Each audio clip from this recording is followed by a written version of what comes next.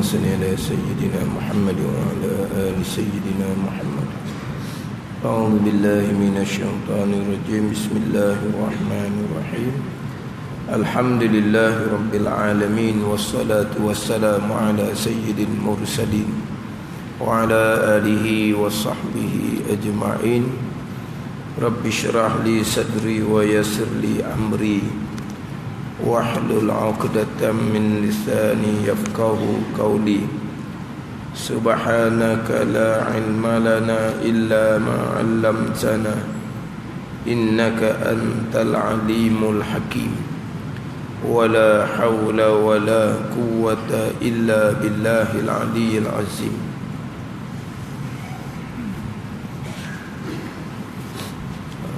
Kitab Penawar Bagi Hati, muka surat 10.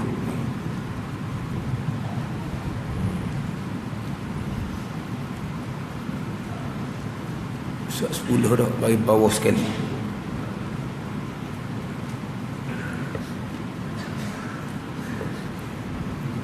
Surat 10 bagi bawah sekali. Qala al-muallifu rahimahullahu ta'ala wa nafa'ana bi'ulumihi amin. Kerana barang yang datang padanya, kerana barang yang datang padanya pada mengumpat daripada beberapa janji seksa yang bersangatan, seperti firman Allah Subhanahu wa ta'ala, Ya ayyuhalladzina amanu ijtanibu katsiran minadh-dhann inna ba'dadh-dhanni ism fala tajassasu wa la yaghtab ba'dukum ba'da ayuhibbu ahadukum an ya'kula lahma akhihi maita fakarihtumuh wattaqullaha innallaha tawwabur rahim. Kerana barang yang datang padanya pada mumpak daripada beberapa janji yang bersangatan, beberapa janji yang bersangatan pedih. Kerana barang yang datang ni ialah kebanyakan ulama menghukumkan mengumpat itu dosa besar. Kebanyakan ulama, jumhur ulama menghukumkan mengumpat itu dosa besar. Ada sebahagian ulama menghukumkan mengumpat itu dosa kecil. Adapun mengumpat itu hukumnya haram, itu ijma' ulama. Apa hukum mengumpat? Haram. Ijma' ulama ke khilaf ulama? Haram, ijma' ulama. Yang khilafnya haram dosa besar ataupun haram dosa kecil. Itu khilaf. Hak betul kata haram, ijma' ulama. Yang khilaf haram dosa besar ataupun haram dosa kecil. Yang ijma' ulama mengumpat ni dosa besar.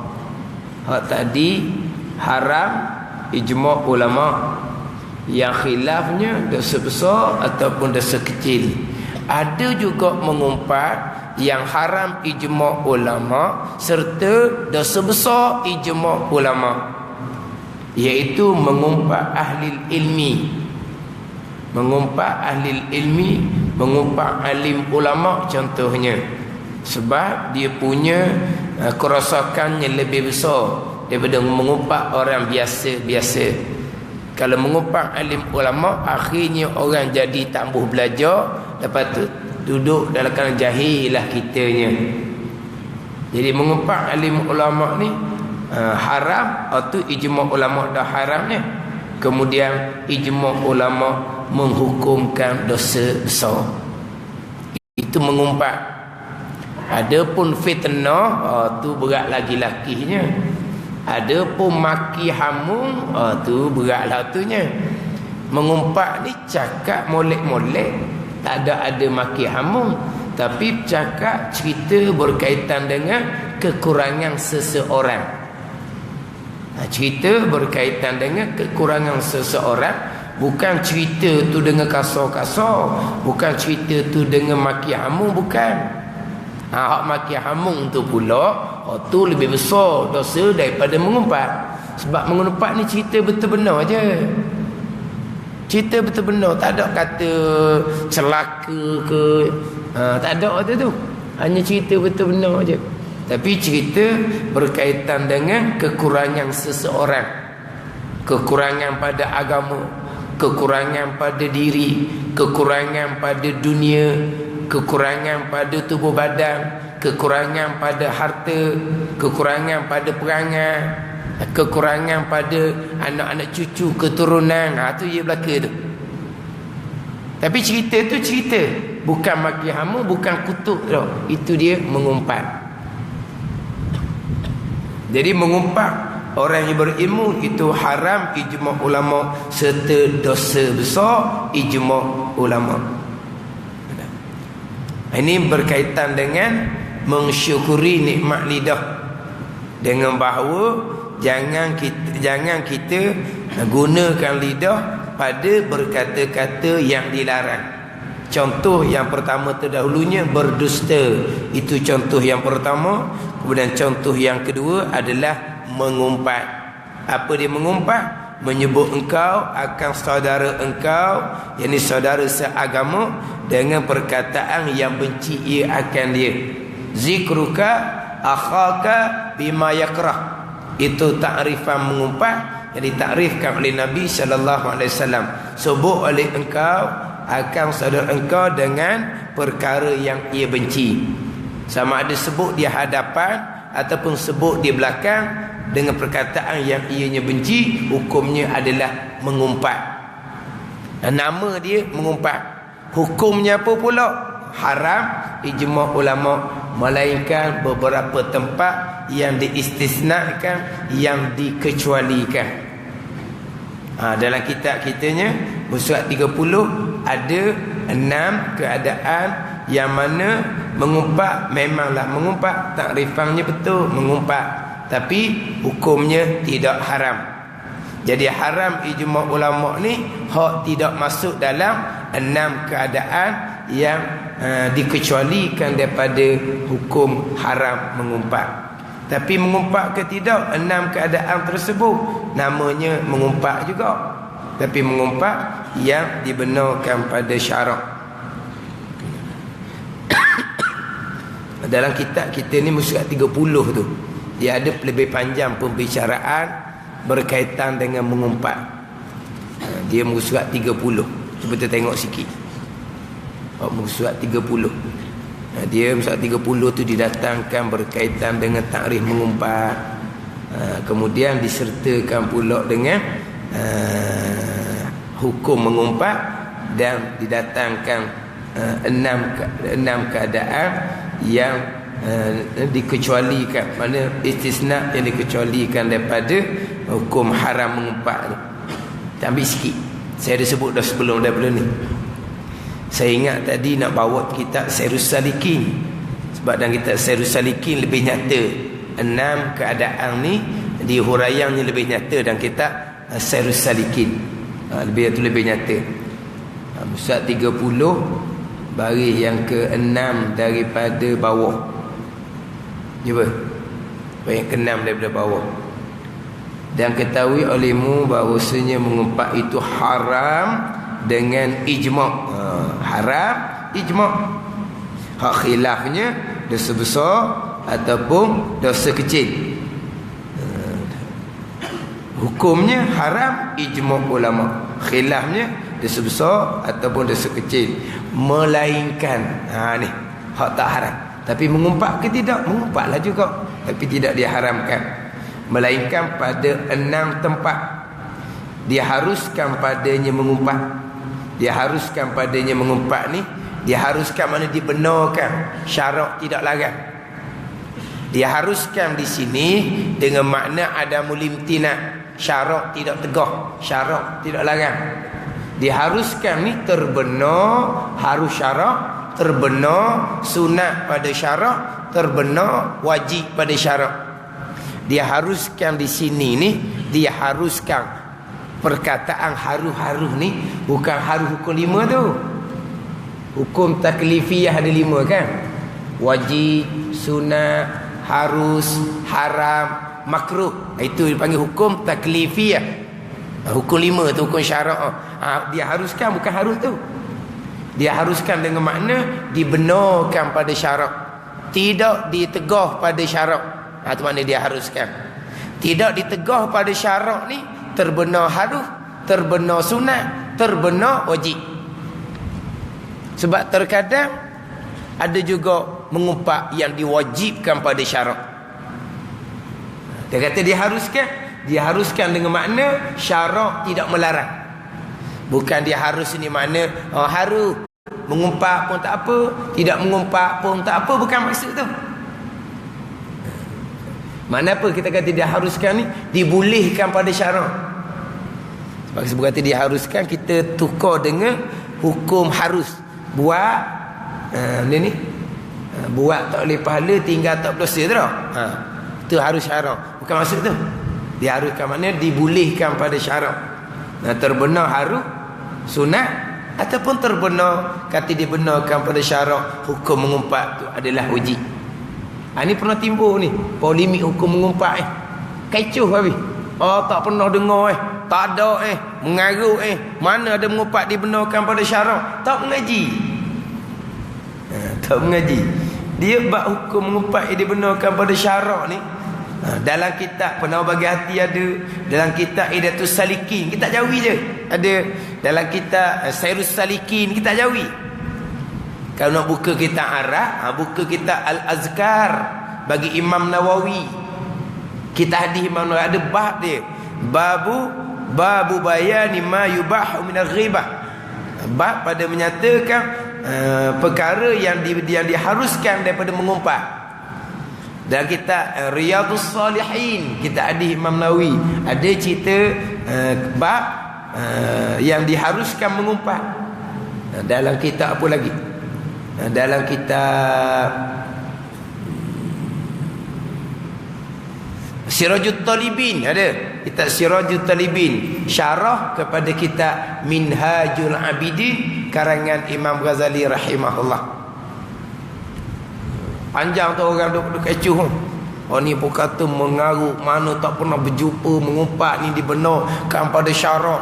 Ni tengok. Mengapa tak belajar lah tu.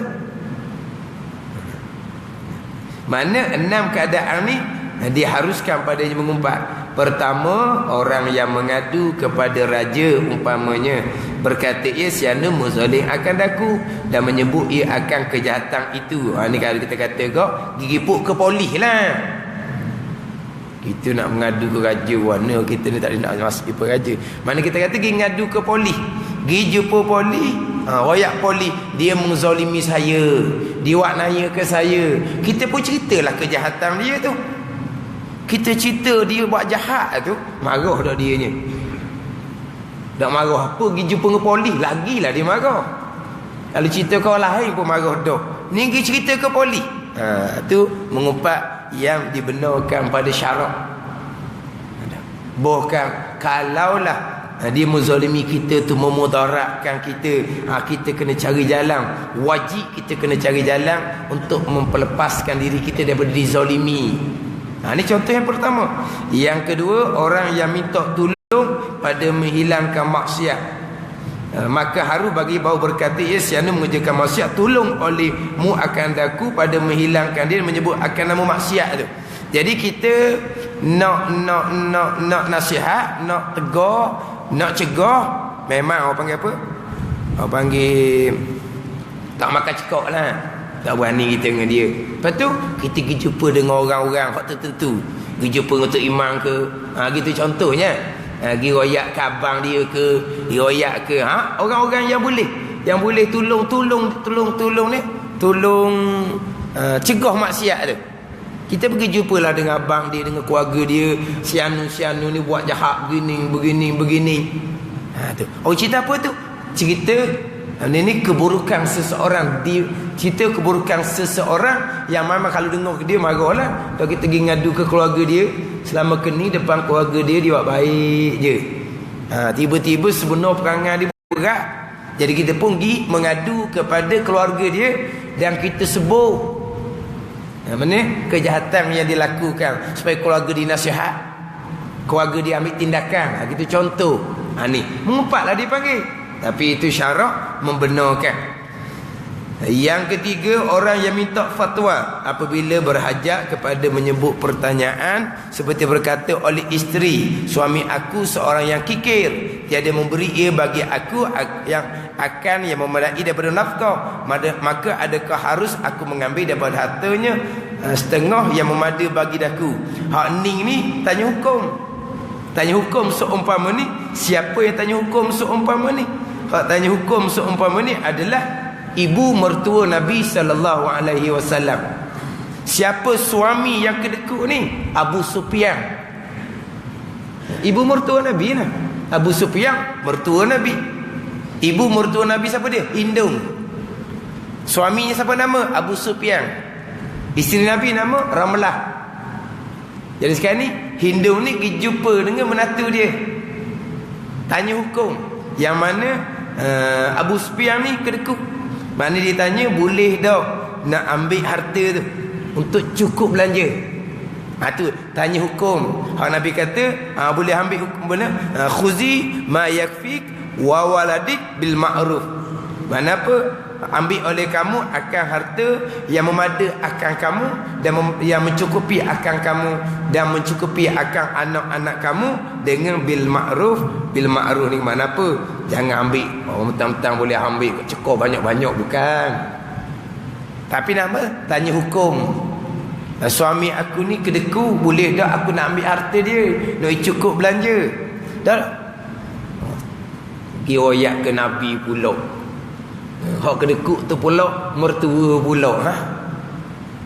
Abu Sufyan kalau dengar report ngadu tanya hukum gitu, tak marah. Tu mengumpatlah dia panggil. Tapi adakah Nabi larang? Jangan duk beritahu sebut nama, jangan. Ada Nabi tak larang. Ini dalil bahawa dibenarkan pada syarak. Artinya tu.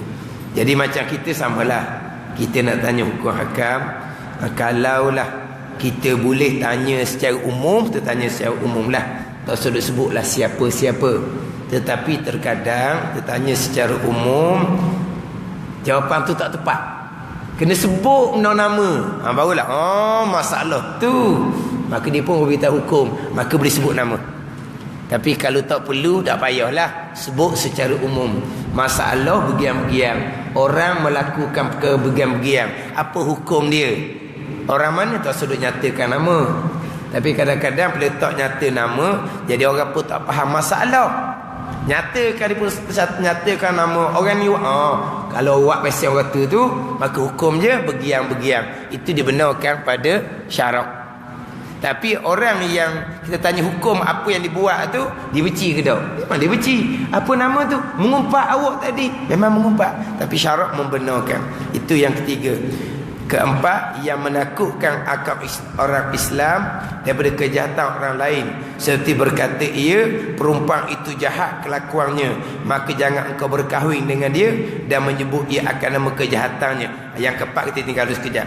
Yang kelima, bahawa ada seseorang masyhur ia dengan nama yang ada padanya kecelaan al-a'rash, artinya yang capek.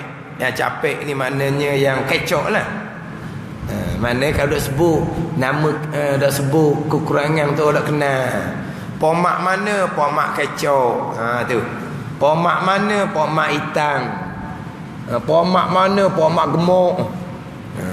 Pomak mana? Pomak sepek ke? Gitulah. Kalau sebut kekurangan tu dah kenal, maka sebut kekurangan tu, walaupun dia kalau dengar dia tak pun suka tu. Ada setengah orang memang sehudah gitu. Sehudah dia pun dengar senyum je orang sebut kekurangan dia tu. Walaupun dia tak kenal pun, tapi kalau sebut kekurangan itu tak kenal, itu syarat membenarkan. Yang keenam, bahawa ia menzahirkan akan kejahatan, maka harus disebutkan kejahatan yang dizahirkannya itu. Dia menzahirkan sangat kejahatan. Dia dedah aurah tak malu-malu pun. Dia pakaian seksi tak malu-malu pun. Macam artis-artis tu. Boleh kita sebut kejahatan yang dizahirkan. Kejahatan yang dizahirkan kita boleh sebut. Dia gendong laki puang tak malu-malu kat orang lewa kat tu, lewa kat pun ni, kita pun sebut kejahatan dia, tak ada apa-apa. Kejahatan dia tu. Jangan duk tambah pula. Pakar seksi, tuang hitam. Hitam tu tak ada salah. Tu mengumpat yang tidak dibenarkan. Tuang seksi dah aurat tu, tu dia menzahirkan maksiat. Boleh sebut betul tu. Hitam bukan maksiat. Tuangnya gemuk, gemuk bukan maksiat. Tuangnya hidung kepek bukan maksiat. Tu mengumpat yang tidak dibenarkan pada syarak. Sekadar maksiat yang dizahirkan. Ni. Kemudian yang keempat tu, InsyaAllah minggu depan kalau ingat saya bawa kitab Sirrus Salikin. Yang keempat ni panjang.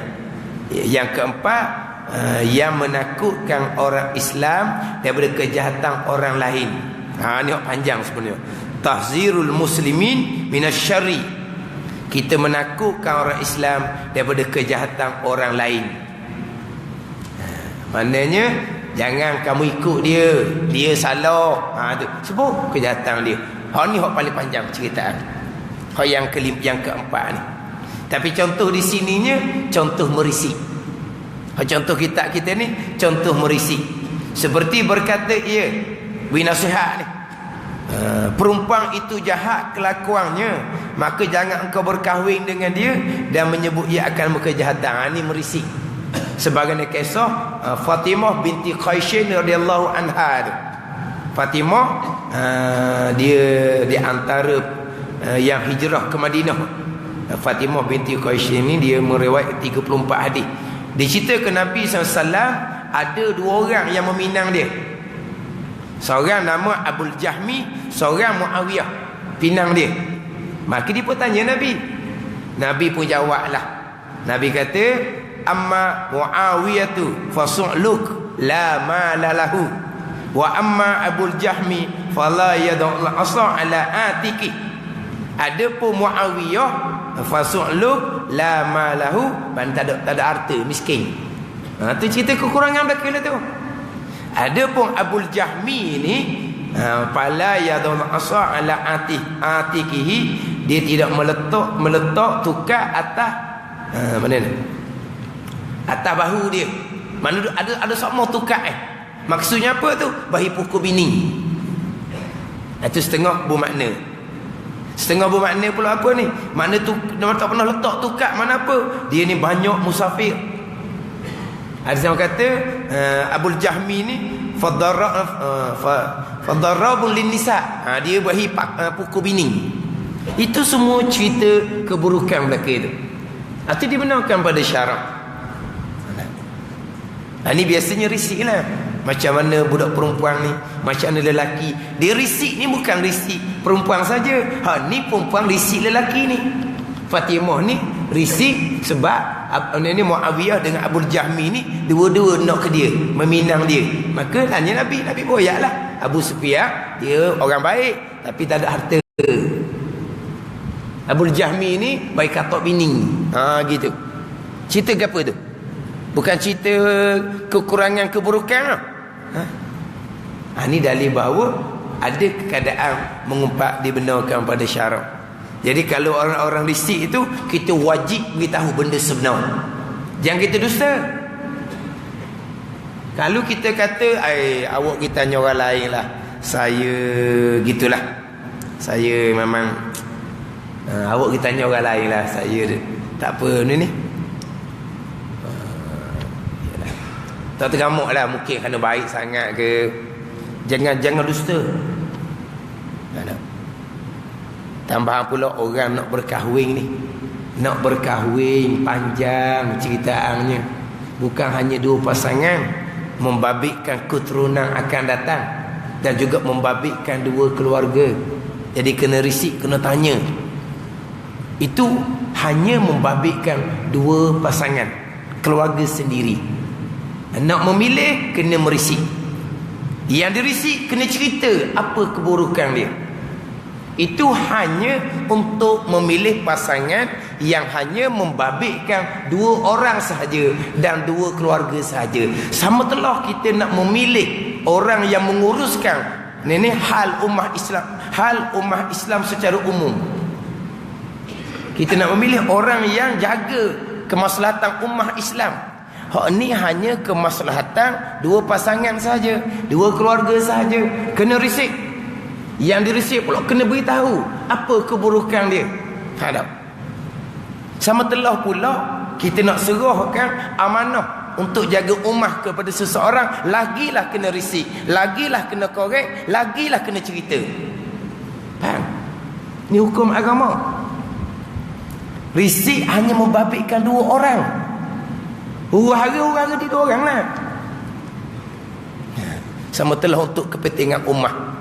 Kena cerita benda sebenar, macam mana keadaan, kena risik. Dan orang yang risik kena nyatakan. Bagi orang yang mengetahui, kena beritahu. Jangan berkahwin dengan dia perempuan jahat. Ni tengok, jangan kamu beri amanah tugas pada dia tidak boleh dipercayai. Ini untuk ummah lagi besar. Ini hukum agama. Hukum agama ni bukan setakat senyap gitu, bukan. Sebab tu yang keempat yang paling panjang sekali. Yang keempat ni paling panjang. Nak menakutkan orang Islam daripada kejahatan orang Islam yang lain. Apa panjang? Sini dia contohnya merisik.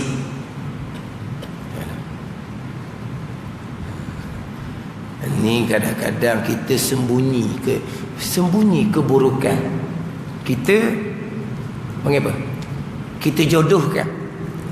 Panggil apa tu? Tukang kira panggil apa? Terlatai apa bang? Ni tukang panggil tukang ijah. Tukang regu tu orang panggil apa? Terlantar apa?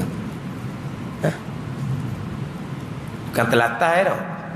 Ni orang kalau zaman itu orang tua-tua lah. Dia apa panggil apa? Saya dah ingat lah. Terangkai kau panggil. Kau apa? Seorang budak kecil. Terlatai. Kau apa? Kau tukang kira. Kau tukang yelah. Mak Haji, tak ada ke? Kau budak puang ke ni? Nak pasang anak lelaki dia. Tak ada ke budak lelaki orang baik nak pasangkan dengan anak perempuan saya? Ini ada makcik tukang kira orang tengah ni. Orang tengah. Orang kira apa tu? Orang tukang kira tu lah. Tak ada komersial pun. Tak ada komersial tukang kira. Boleh pasangan, bayar berapa? Ada komersial lah tu. Tolong. Ni kadang-kadang kena kira molek. Kena cerita molek. Jangan sembunyi. Kadang-kadang orang agak kita, sebab kita orang baik-baik ni, orang sejik kita ni, jadi kira-kira ni kita cari pasangan yang munasabah. Sebab kita ni mak haji, ayah haji, orang haji surah. Kita kena cerita molek. Jangan sembunyi. Kadang-kadang kita jodohkan, temukan, okey kahwin. Lepas kahwin baru tahulah budak ni ada nyakit. Contoh kalau kita kata lelaki Allah ada nyakit, ialah berkasang. Berkasang tapi dia sudah berubah. Kita nak jodohkan, kita kena nyatakan budak lelaki ni sekarang baik dah, duduk masjid dah, belajar agama dah, tapi dia asalnya berkasang dadah. Kita kena nyatakan sebab ada risiko. Kena nyatakan. Jangan sembunyi perkara ni. Ni kadang-kadang disembunyi. Lepas berkahwin lama-lama baru tahu, kena dia buat perangai balik. Pergi tanyalah ke tukang ke mak haji, berapa lama haji pergi ni pasangkan anak saya dengan budak ni gini. Dia pun pelepah mak haji ni. Jodoh tu tetap dah. Tengok. Dia yang buat kerja tak betul, disandar kepada qada Allah, haram dia ni. Tak betul lah kerjaan dia. Kalau dia kata Allah saya pun tak tahu, tu cerita lain. Saya pun tak tahu. Ni dia tahu dah, tapi dia sembunyi. Bila orang tanya balik kemudian, dia kata jodoh tak dah. Dapat zahir je saya kira, tapi Nur Azali telah menetapkan jodoh dia dua orang. Kalau tak qada dah kata jodoh, kena redha lah. Dia pun balik senyap balik. Dah kan ni mak haji tu kan ni Nur Azali tu tak dah jodoh. Maksudnya kawan ni. Sebab orang kahwin pun dah erti juga. Mak haji benda tak baik jangan sandar qada tu, haram pula situnya. Barulah mak haji tu ngokosnya. Tapi kalau jodoh baik, Allah terima kasihlah mak haji. Jodoh mak haji kira tu memang puati sungguhlah. Tengok pula siapa tukang kira. Kalau jodoh kena, tengok siapa tukang kira. Kalau jodoh tu tak kena, Nur Azali telah meletakkan jodoh di dua orang. Hak molek dia, tengok siapa dia. Kalau hak tak molek Nur Azali ni, Allah telah meletak daripada azal jodohnya dua orang. Ni karut belaka ni. Mana kena cerita molek. Mana kemudian kalau ada risik kena cerita molek kita ni. Jangan sembunyi-sembunyi. Kalau tak mau cerita, beritahu tak mau cerita. Awak kita tanya orang lain lah. Saya minta maaf lah. Jangan saya tak mau cerita, awak tanya orang lain. Dia orang risik-risik ni cari benda baik ke cari benda buruk? Cari benda buruk. Tengok kok zahir luar ni kok, orang panggil apa? Jalan pijak semut pun dak mati. Gitu. Waktu bi air ni gini no sopangnya. Risik. Warna budak perempuan, Allah. Budak puang tu patang orang akak je, patang orang bawa je. Orang tu gendong, orang ni gendong. Cerita. Perempuan tu nampak dia bersopang. Bersopang apa? Mengelak di kampung tengok. Kena ceritalah. Sama juga kalau perempuan risik lelaki, kena cerita. Kemudian yang risik tu pula kena jagalah pula. Misalnya kata dari tu punya kata risik barunya. Lepas tu tak jadi meminang ke? Tak jadi. Apa tak jadi? Nampak kau luar je molek anak awak ni. Saya risik dah ngejirang awak. Dia royak sesa anak awak ni. Wara. Balahlah pula orangnya buat pasal tu. Jangan buat kerja gitu. Buatlah alasan apa-apa pun, tapi jangan kita cerita kita tahu dah benda sebenar. Siapa yang tukang cerita ni? Orang sebelah rumah awak tu lah. Wahara kawan tu. Tak. Ni takut juga nak royak tau. Diri risik kita royak. Hak jenis hak tak ada hukum ni pula, dia royak pula. Orang ni cerita-cerita gini. Hak parok pula orang tukang cerita tu. Lepas tu kata kalau tak berani nak cerita, tak tergamak nak cerita keburukan, beritahu terang-terang, saya tak mau campur. Awak pergi risik dengan orang lain. Jangan bohong. Wajib kita cerita benda sebenar. Wajib cerita benda sebenar, walaupun benda sebenar tu keburukan. Dan benda sebenar, keburukan itu dia panggil mengumpat. Kalau keburukan tu tidak sebenar, direka-reka, itu dia panggil fitnah. Tapi kalau keburukan tu sebenar, itulah mengumpat. Kita wajib kena cerita keburukan dia tu. Ni mengumpat yang wajib. Sebab apa? Takut rosak dia akan datang. Melainkan minta maaf lah, saya tak berani nak cerita, saya tak tergamuk nak cerita, awak pergi risik orang lain. Gitu je. Jangan bohong. Ni wajib Kalau kita nak cerita, cerita betul-benar. Kalau tak mau cerita, beritahu tak mau cerita. Ini tadilah hanya membabitkan dua orang sahaja. Sama telah membabitkan ummah. Memang kena cerita. Satu-satu kena cerita. Keburukan, memang keburukan. Mengumpat, memang dinamakan mengumpat. Tapi apa hukumnya? Terkadang wajib. Sebab apa? Sebab kita tahu keburukan.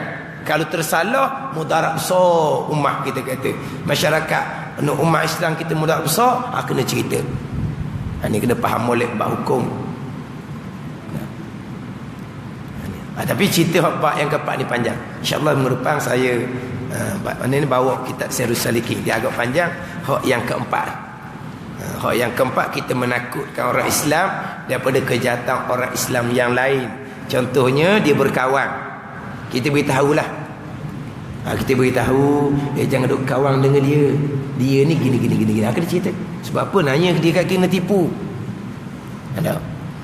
Jangan duk tu sangat dengan dia. Dan baik kat gini dia berhutang. Dan dia berhutang dia hilang lah. Kena cerita. Ada. Dia marah ke tak? Tak marah apa, lama mana dia masuk jarum nak perapak. Masuk jarum slow sebab baik. Tiba-tiba kita pergi potong lain. Royak perangai dia sebenar ni. Dan dia baik. Dan dia boleh berhutang. Siap akan hilang dia. Mengumpat ke tak? Memang mengumpat. Kita cerita keburukan yang memang dia sangat marah. Tapi waktu terkadang hukumnya wajib kalaulah nyata memudaratkan seseorang. Kalau nyata memudaratkan. Kalau tidak nyata memudaratkan, kemungkinan sunat kita cerita. Keperingat dia. Jangan beringat molek sikit dia tu. Tak nak agak. Misalnya. Faham tak? Ataupun kita tengok anak seseorang berkawan dengan anak seseorang. Kita cerita ke mak dia, anak awak tu nampak dia berkawan dengan anak orang tu. Anak orang tu tak boleh harap lah. Main barang contohnya, dadah budak tu. Anak awak nampak dia baik dengan dia tu. Ini termasuk yang keempat. Menakutkan orang Islam daripada kejahatan orang Islam yang lain. Memperingatkan. Cerita apa tu? Cerita benda jahat. Tapi tujuannya untuk supaya orang tu tidak termasuk dalam kejahatan yang dilakukan. Itu yang paling panjang cerita. Perkara yang keempat daripada 6 perkara, 6 keadaan yang diharuskan mengumpat. Jadi kira-kira minggu ni kita tak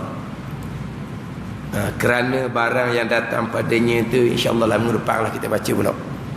Kemudian minggu depan insya-Allah saya ingat saya akan bawa kitab Sirrus Saliki. Kita akan sambung yang keempat ada. Yang keempat daripada 6 perkara, 6 keadaan, 6 situasi yang mana syarak membenarkan kita mengumpat. Tapi memang namanya mengumpat, tapi mengumpat yang dibenarkan pada syarak. Wallahu a'lam. Bismillahirrahmanirrahim. Alhamdulillahirabbil alamin wassalatu wassalamu ala sayyidil mursalin wa ala alihi wa sahbihi ajma'in. Allahumma ftah alaina futuhal arifin. Allahumma allimna ilma aqdamin wa fahimna famasabiqin warzuqna riqat talibin. Allahumma zidna ilman wa alhiqna bis salihin.